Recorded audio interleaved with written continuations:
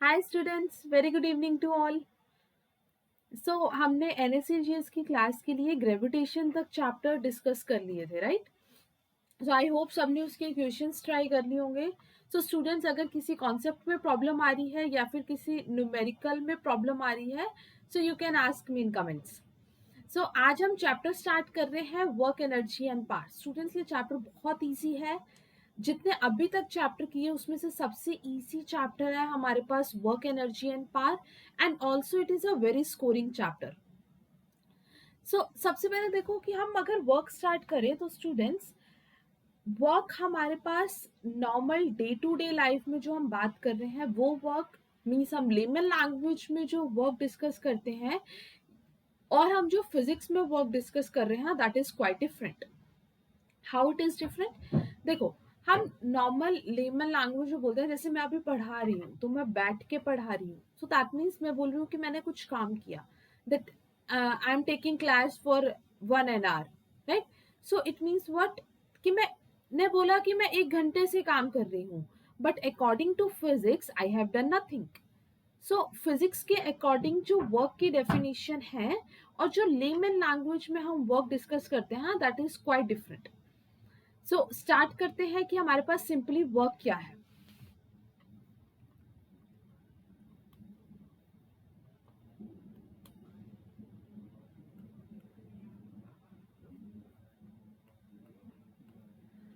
अब सुनो कि हमारे पास वर्क एक्चुअल में क्या है। जैसे फॉर एग्जांपल मेरे पास एक ब्लॉक है, एक बॉक्स है, ये मेरे पास एक बॉक्स है।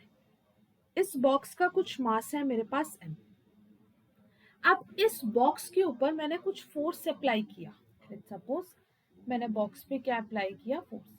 सो जब मैंने फोर्स अप्लाई किया सो क्या होगा, बॉडी अपनी पोजीशन से चेंज होगी, मींस बॉडी क्या करेगी, डिस्प्लेस करेगी। सो लेट्स सपोज बॉडी कुछ डिस्प्लेस करी, एस डिस्प्लेसमेंट। सो उस केस में हमारा जो वर्क है अकॉर्डिंग टू फिजिक्स, वो हमारे पास वर्क है that it is equals to product of force and displacement, F S. और ये हमारे पास स्टूडेंट होता है डॉट प्रोडक्ट, राइट? मीन्स हमारे पास एक मेथड है फिजिकल क्वांटिटीज को सॉल्व करने के लिए, दैट इज डॉट प्रोडक्ट। सो अब अगर मैं इस डॉट प्रोडक्ट को एक्सपेंड करती हूँ, सो ये मेरे पास होएगा F S cos theta. So work done students हमारे पास किसके इक्वल हो गया, W is equal to F S cos theta. अब यहां से अगर मैं एसआई यूनिट्स की बात करती हूँ, सो एसआई यूनिट देखो, फोर्स की एसआई यूनिट हमारे पास क्या है, न्यूटन। डिस्प्लेसमेंट की एसआई यूनिट क्या है, मीटर। और न्यूटन पर मीटर स्टूडेंट्स हमारे पास है joules, that is capital J. So SI unit of work is simply joules.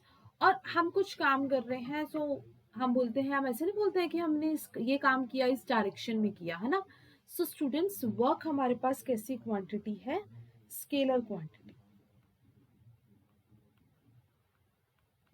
there is no direction of our work. Up students, based on this theta values, we can decide whether our work is positive, whether the work is negative, or whether the work is zero. So basically students, there are three types of work that we are going to discuss now, right? So first one is your positive work. So what is positive work?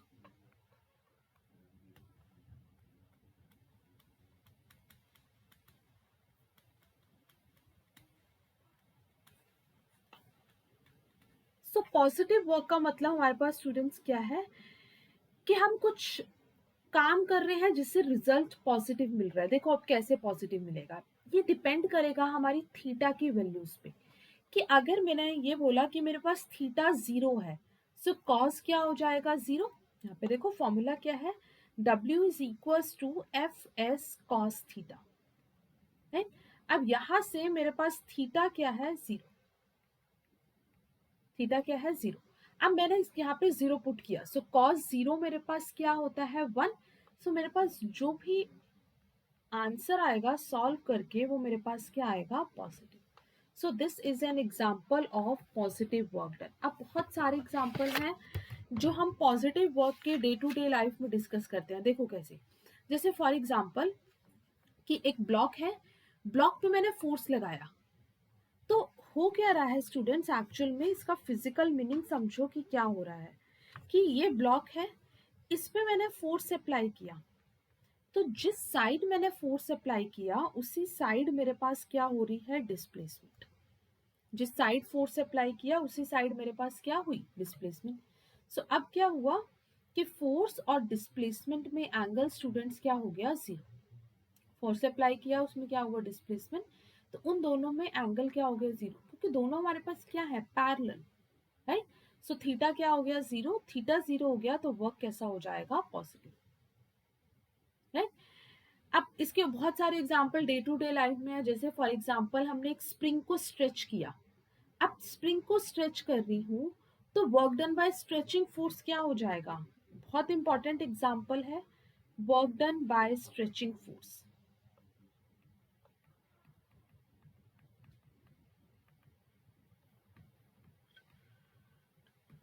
वो हमारे पास क्या है, positive. देखो मैंने spring को stretch किया, तो मैं जिस साइड अभी स्ट्रेच कर रही हूँ उसी साइड उसका क्या हो रहा है, डिस्प्लेसमेंट।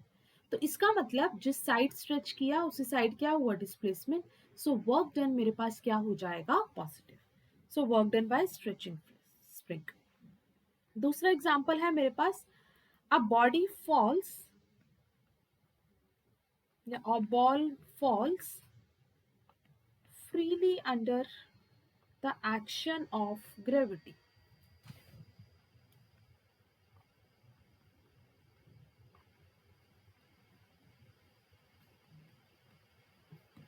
अब उस केस में क्या हुआ कि हमने जैसे ही बॉल को ड्रॉप किया, तो जब मैंने बॉल को ड्रॉप किया तो मेरे पास क्या हुआ, बॉल नीचे आई। बॉल नीचे आई इसका मतलब कि यहाँ पे इस साइड फोर्स अप्लाई किया और डिस्प्लेसमेंट भी क्या हो रहा है, इसी साइड हो रहा है। सो फोर्स और डिस्प्लेसमेंट हमारे पास क्या हुआ, work done. So work done by stretching spring, body falls under the action of gravity, या फिर एक ब्लॉक है जिसपे हम अप्लाई कर रहे हैं फोर्स। तो ये सब एग्जांपल्स हैं पॉजिटिव वर्क डन के। सो दूसरी टाइप है स्टूडेंट्स हमारे पास negative work. Next is negative work. अब वर्क हमारे पास नेगेटिव कब होगा, क्या कोई बताएगा जल्दी से। वर्क नेगेटिव कि नाइन्थ क्लास में हमने पढ़ा है, हम क्विक रिवीजन कर रहे हैं एनएससीजीएस के लिए, और जो टॉपिक्स तुमने नाइन्थ में नहीं पढ़े थे वो मैं यहाँ पे डिस्कस कर रही हूँ। सो नेगेटिव वर्क हमारे पास क्या है कि अगर मैं बोलूँ कि फोर्स और डिस्प्लेसमेंट दोनों में एंगल कितना हो जाए, 180 डिग्री, सो वर्क क्या हो जाएगा, नेगेटिव। जैसे हमारे पास ये एक ब्लॉक है, इस ब्लॉक पे मैंने फोर्स अप्लाई किया इस डायरेक्शन में, राइट। सो फोर्स इस डायरेक्शन में अप्लाई किया, सो बट ऑब्वियस डिस्प्लेसमेंट भी इसी डायरेक्शन में होगा। जिस साइड फोर्स अप्लाई किया उसी साइड क्या हो रहा है, डिस्प्लेसमेंट। बट हमारे पास फ्रिक्शन फोर्स हमें पता है अप्लाइड फोर्स की हमेशा ऑपोजिट डायरेक्शन में लगता है। सो इसके ऑपोजिट डायरेक्शन में जो फोर्स लगेगा दैट इज फ्रिक्शन फोर्स। तो अब ये फ्रिक्शनल फोर्स और जो डिस्प्लेसमेंट का एंगल है, ये देखो, ये फ्रिक्शन फोर्स और ये डिस्प्लेसमेंट, इन दोनों में जो एंगल है वो मेरे पास कितना है, 180 डिग्री। सो हमारे पास वर्क कैसा हो जाएगा, negative. So work is equals to F S cos 180। यहाँ पे एफ कौन सा है, फ्रिक्शन। सो कॉस 180 की वैल्यू है -1। सो वर्क हमारे पास कितना हो गया, -fs। सो यहाँ से पता लग गया that work can be negative. अब नेगेटिव वर्क के और भी बहुत सारे एग्जांपल हैं, जैसे हमने work done by braking force देखे।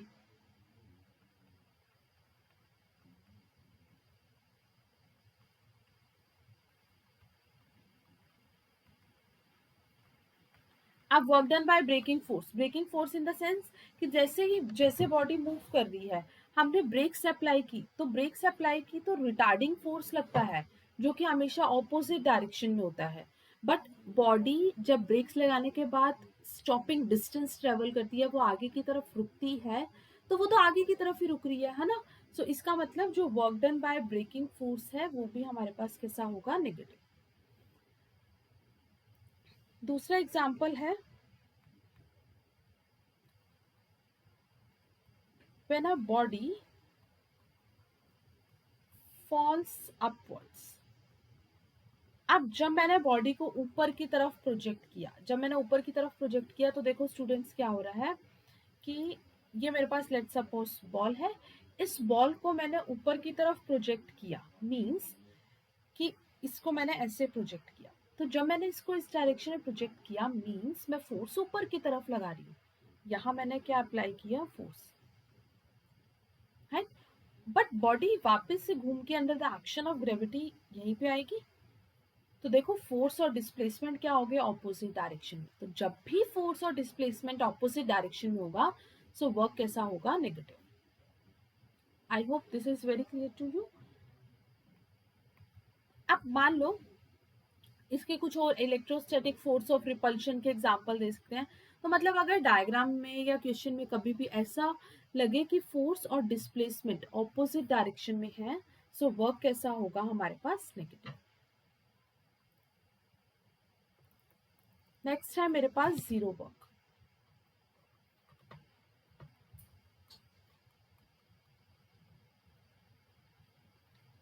अब जीरो वर्क के 3 केसेस हैं।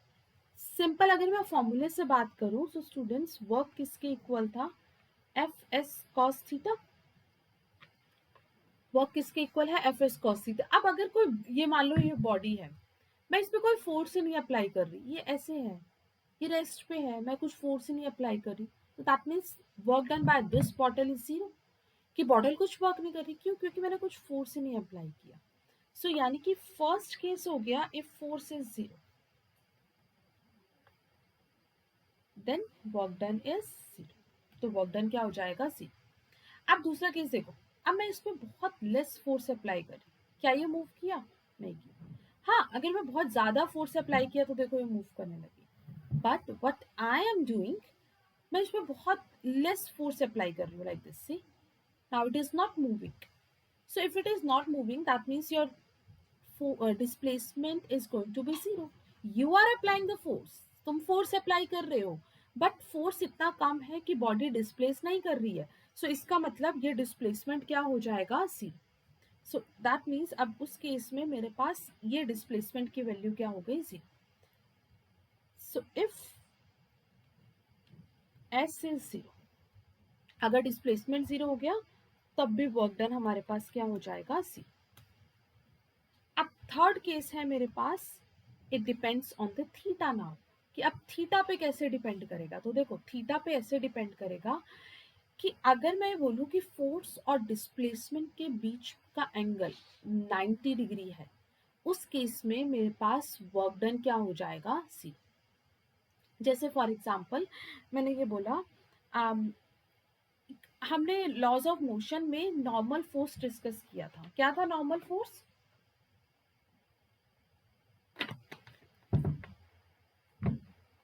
नॉर्मल फोर्स डिस्कस किया था। जैसे हम बोलते हैं work done by coolie is zero, हम कुली को पे करते हैं सामान उठाने के लिए, but actual physics says that work done by the coolie is zero. So how we can say that work done by coolie is zero, see let's suppose ये हमारे पास कोई कुली है। अब क्या हुआ कि कुली ने सिर पे कुछ सामान उठाया हुआ है, राइट, और वो सामान उठा के आगे की तरफ ऐसे मूव कर रहा है, डिस्प्लेसमेंट आगे की तरफ हो रही है। सो अब ये स्टूडेंट्स मेरे पास नॉर्मल फोर्स कहाँ है, नॉर्मल फोर्स बॉडी के परपेंडिकुलर जो फोर्स लगता है वो क्या है, नॉर्मल फोर्स। और दूसरा मेरे पास क्या है, डिस्प्लेसमेंट। सो ये फोर्स और डिस्प्लेसमेंट में एंगल कितना है, 90। सो कॉस क्या है, 90, कॉस 90 क्या होता है, zero.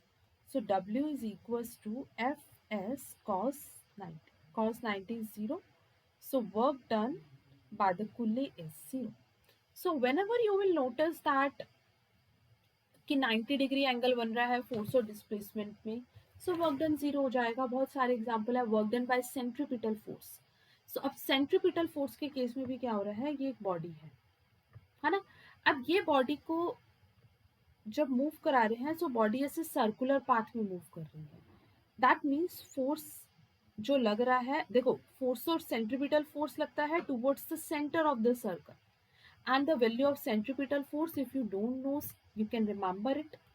How can you calculate the centripetal force, that is mv square by r.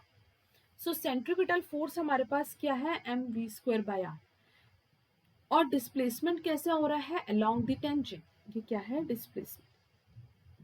So work क्या हो जाएगा, fs cos 90, and now cos 90 is 0, so work is 0. So work done by centripetal force is also 0. सो इससे related आप check कर सकते हो, बहुत सारे केसेस होंगे जिसमें देख सकते हो कि कब हमारा वर्क पॉजिटिव है, कब नेगेटिव है, और कब वर्क हमारे पास 0 है, राइट। अब हमारे पास इसकी ऐसा यूनिट हमने की जूल्स। अगर मैं सीजीएस यूनिट की बात करूं तो सीजीएस यूनिट स्टूडेंट्स हमारे पास होती है इसकी अर्ग्स, और 1 जूल में मेरे पास कितने अर्ग्स हैं, 10⁻⁷ अर्ग्स। सो 1 जूल में, ये कई बार ऑब्जेक्टिव में पूछ लिया जाता है कि 1 जूल में सिंपली हमारे पास कितने अर्ग्स हैं। सो वर्क हमारे पास बहुत सिंपल था, इससे जो क्वेश्चंस आते हैं उसमें सिर्फ यही चेक करना आता है कि कब हमारा वर्क पॉजिटिव है, कब हमारा वर्क नेगेटिव है, और कब हमारे पास हमारा वर्क क्या है स्टूडेंट्स, 0 है। So again I am saying work can B positive, negative and 0, that just basically depends on the theta angle. So if theta is going to be 0, work done is positive. If theta is going to be 180, then your work done is negative. And if your theta is going to be like 90 degree, then you can say that work is 0.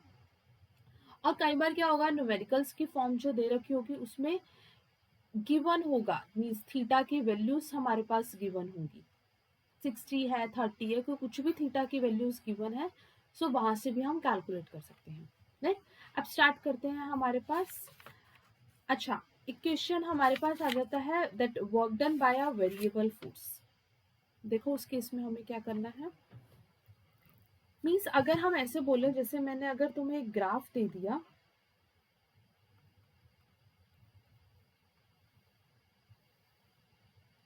ये force and this is displacement,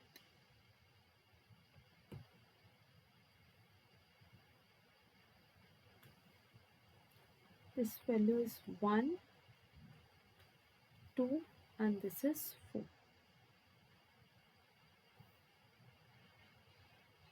and this is 10 Newton. Find work done. Let me check this. Find work done by the particle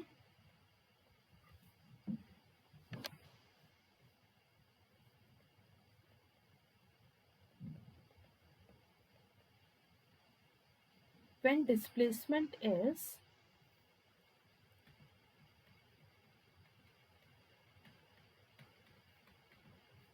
0 to 4 second. क्या calculate करना है, work done by the particle calculate करना है when the displacement is 0 to 4 second. So अब 0 से 4 second, ये हमारे पास क्या है, फोर्स, और ये क्या है, डिस्प्लेसमेंट। सो मुझे वर्क कैलकुलेट करना है। सो उसके लिए स्टूडेंट्स, अगर मैं area under the graph calculate कर दूंगी तो मेरे पास आ जाएगा वर्क। दैट मीन्स हम वर्क कैलकुलेट और कैसे कर सकते हैं, that it is equals to area under graph.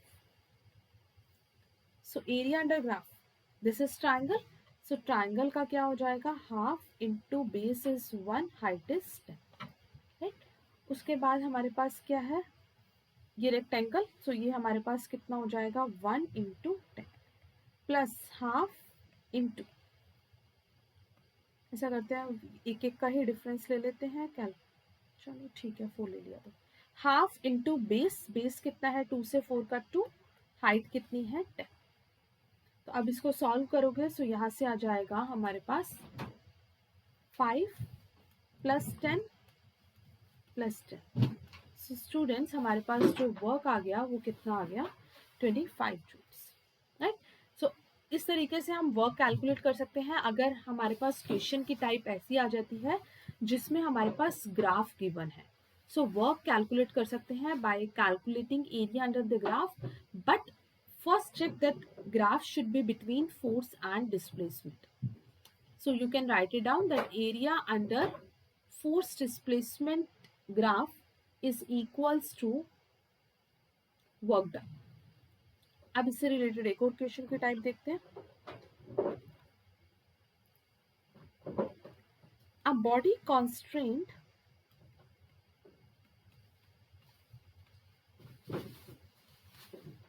to move along z-axis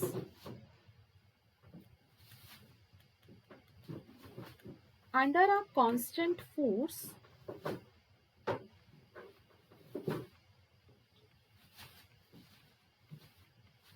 that F is equals to minus I plus 2J plus 3K Newton.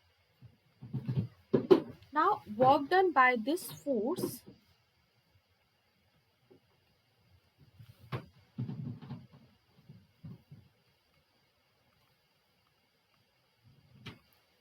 in moving a body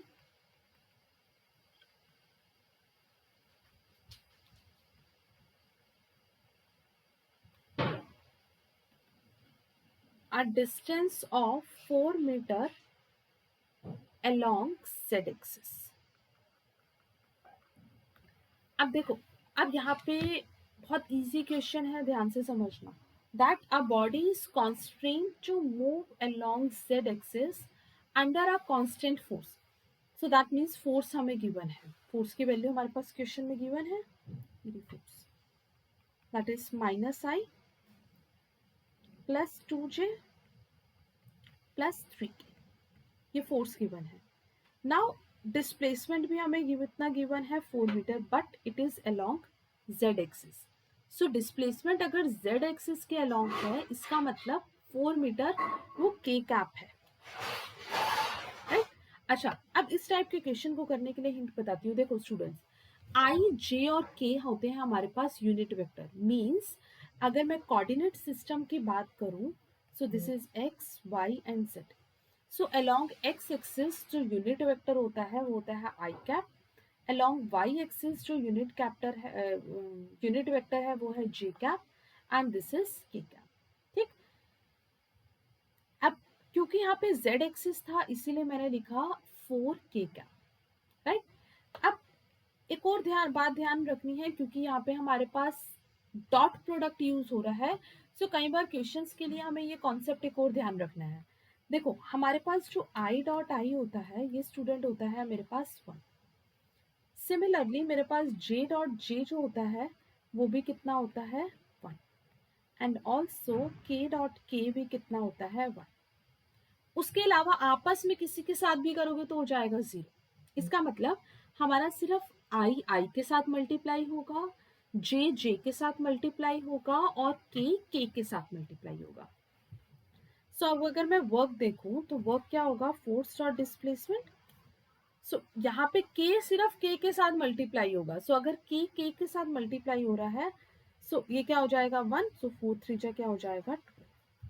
सो हमारे पास work कितना आ गया स्टूडेंट्स, 12 जूल्स.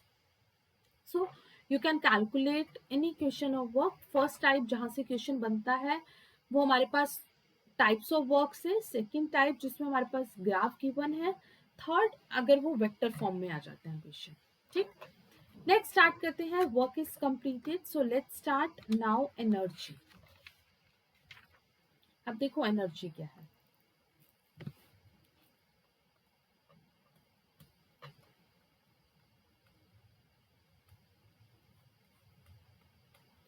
अब students हमारे पास energy क्या होता है. एनर्जी का सिंपली मीनिंग है capacity to do work. Means let's suppose मैं तुम्हें बोल रही हूँ कि तुम 4 घंटे कंटिन्यूसली पढ़ सकते हो. Can continuously study for 4 hours. So it means you have the capacity to do so. Right. So अगर हम कंटिन्यूसली पढ़ रहे हैं इसका मतलब कि हमारे पास उतनी कैपेसिटी है पढ़ने के लिए. So capacity to do any work is known as energy. So energy is what,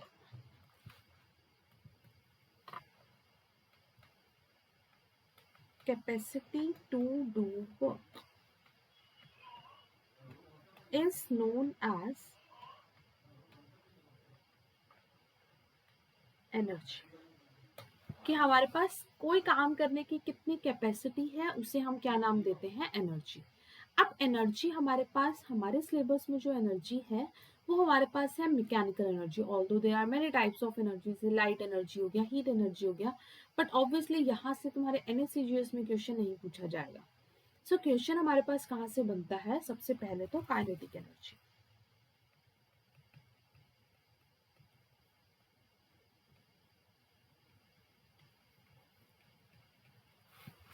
क्या होती है काइनेटिक एनर्जी? देखो, काइनेटिक एनर्जी का मतलब हमारे पास क्या है, जब बॉडी किस में है, मोशन में।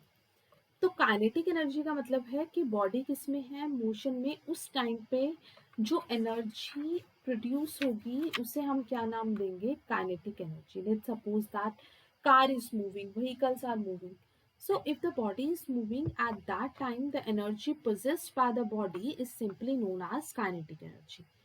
और हमें ये काइनेटिक एनर्जी का जो एक्सप्रेशन है ये इक्वल होता है half M V square. That means you can say that your kinetic energy is directly proportional to mass. तो अगर मैं ये ग्राफ प्लॉट करूं kinetic energy versus mass, so kinetic energy directly proportional किसके है, मास के। दैट मीन्स अगर मास increase हो रहा है तो काइनेटिक एनर्जी भी क्या होगी, इंक्रीज। तो ये काइनेटिक एनर्जी क्या होते हैं, इंक्रीज। राइट। दूसरा हमारे पास क्या है, that kinetic energy is directly proportional to V square. तो अब ये स्टूडेंट क्या है, पैराबोला की इक्वेशन। मैंने बताया था कि अगर प्रोपोर्शनैलिटी के दोनों साइड चेक कर लो, हमारे पास सेम पावर है, सो ग्राफ हो जाएगा स्ट्रेट लाइन। अब ये हमारे पास सेम पावर नहीं है, इस साइड 1 और 2, काइनेटिक एनर्जी एंड वी। सो हमारे पास ग्राफ कैसा हो जाएगा, काइनेटिक, पैराबोला। सो हमारे पास फॉर्मूला ध्यान रखना है पहले तो, और इसी फॉर्मूला से ही हम वर्क एनर्जी थ्योरम को डिफाइन करते हैं। अच्छा, तो पहले देखो काइनेटिक एनर्जी और मोमेंटम में रिलेशन क्या है, फिर इसके साथ साथ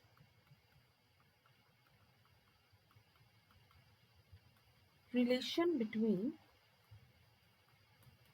kinetic energy and momentum, it's a very important topic. इस टॉपिक से न्यूमेरिकल जरूर पूछा जाएगा, relation between kinetic energy and momentum. अब स्टूडेंट्स हमारे पास क्या है कि काइनेटिक एनर्जी का फॉर्मूला मेरे पास क्या है, हाफ एम वी स्क्वायर,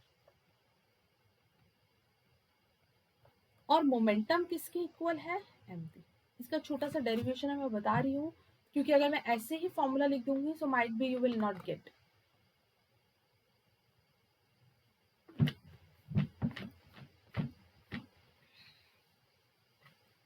तो ये हो गया हाफ एम वी स्क्वायर। अब इस इक्वेशन को मैं m से मल्टीप्लाई कर रही हूँ और m से क्या कर रही हूँ, डिवाइड कर रही हूँ। अब p किसके इक्वल है, mv। तो इसका मतलब यहाँ पे क्या हो जाएगा, m square v square means momentum. So kinetic energy is equal to p square by 2। So हमारे पास एक्सप्रेशन आ गया, रिलेशन आ गया between kinetic energy and momentum, and that relation is equals to p square by 2। देखते हैं इससे related question.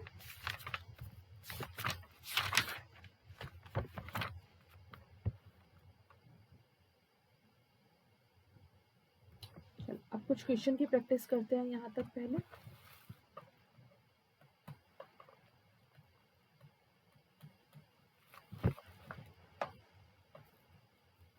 A string is used to pull a block of mass m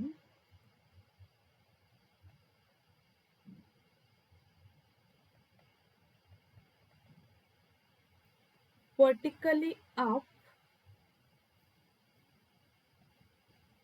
by a distance h at a constant acceleration g by 4. You have to calculate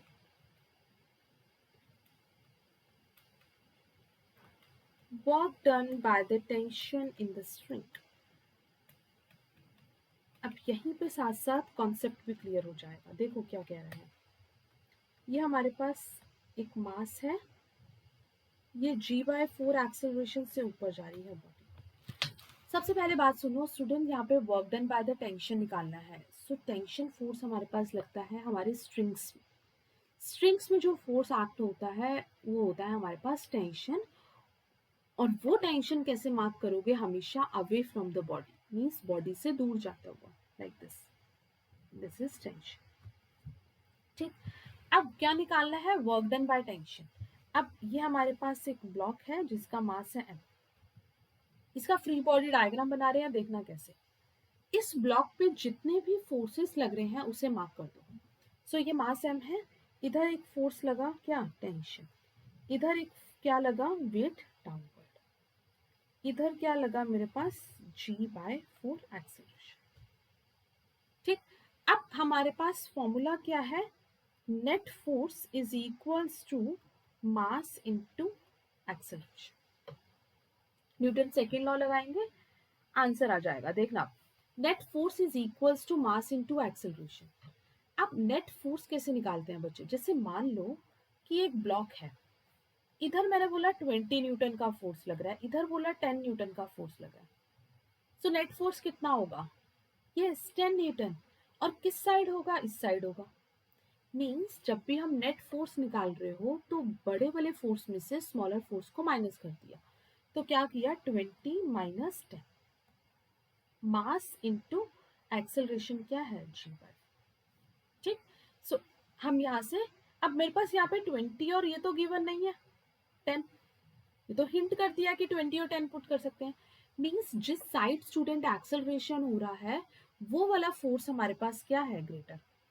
तो ये tension और ये mg में से कौन सा ग्रेटर होगा, जिस साइड एक्सेलरेशन हो रहा है, दैट इज अलोंग t। कितना एक्सेलरेशन हो रहा है, g/4, तो ये वाला फोर्स हो जाएगा ग्रेटर फोर्स, और ये फोर्स स्टूडेंट हमारे पास क्या हो गया, स्मॉलर। सो नेट फोर्स हमारे पास क्या है, greater force minus smaller force, that is t minus mg is equals to mass into acceleration g/4। So यहाँ से क्या आ गया, t is equals to mg plus mg/4, so that is equals to 5mg/। So ये मेरे पास क्या आ गई, tension, मेरे पास टेंशन आ गई। मुझे क्या कैलकुलेट करना है, वर्क डन। सो वर्क डन मेरे पास किसके इक्वल है, force dot displacement. Force, tension is also a type of force, so force कितना हो गया, 5mg/4, और डिस्प्लेसमेंट स्टूडेंट हमारे पास यहाँ पे कितनी हो रही है, डिस्टेंस h। सो हमारे पास वर्क आ गया 5mgh/। आई होप ये सबको क्लियर होगा अच्छे से। अब नेक्स्ट क्वेश्चन देखो, question number 2। Two bodies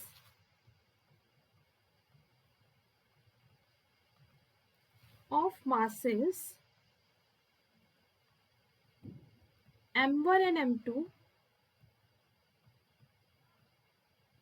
have same momentum,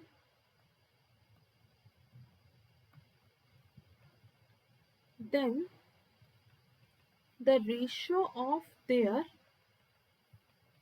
kinetic energy is। अब दोनों बॉडीज में क्या बोल रखा है, मास क्या है, m1 एंड m2, तो यहाँ पे लिख दिया m1 और m2। अब उनका मोमेंटम क्या है, सेम। सो मोमेंटम क्या है, सेम। क्या निकालना है, काइनेटिक एनर्जी का रेशियो। सो काइनेटिक एनर्जी हमारे पास किसके इक्वल है, p²/2, ये हो गया E1। सो ये हो गया p²/2m1,